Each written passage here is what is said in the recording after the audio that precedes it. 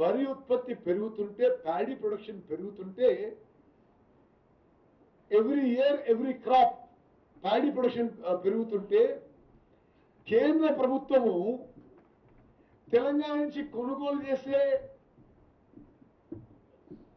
FCI rice తగ్గిస్తుంది. ముఖ్యమంత్రి గారు నేను పలుమార్లు కేంద్రంలో కన్సర్న్ మినిస్టర్స్ అండ్ అధికారులతో కలిసి, అరే మీరు మా దగ్గర ప్యాడీ ప్రొడక్షన్ పెరుగుతుంది, మీరు గతంలో ఏ విధంగా అయితే ఫుల్ ప్యాడీ ప్రొడక్షన్ మీరు కొనుగోలు చేసినారో మేము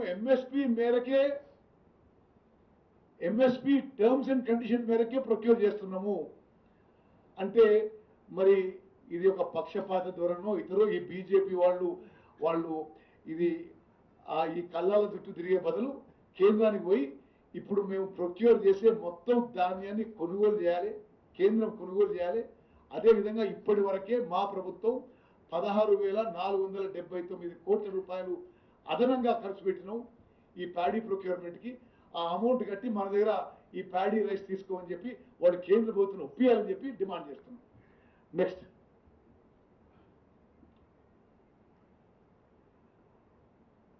అదేవిధంగా ఎంతైతే వరి ధాన్యం ఉత్పత్తి అవుతుందో తెలంగాణలో, ఆ వరి ధాన్యం ఉత్పత్తిలో తక్కువ పర్సంటేజ్, తక్కువ టార్గెట్ తెలంగాణకే రావడం జరుగుతుంది. ఇప్పుడు ఉదాహరణకి ఇప్పుడు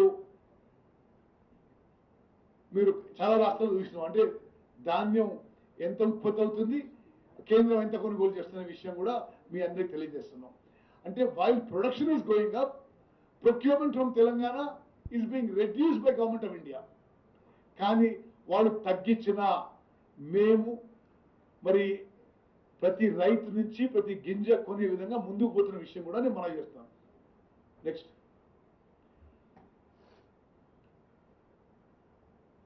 మీకు మేము వచ్చిన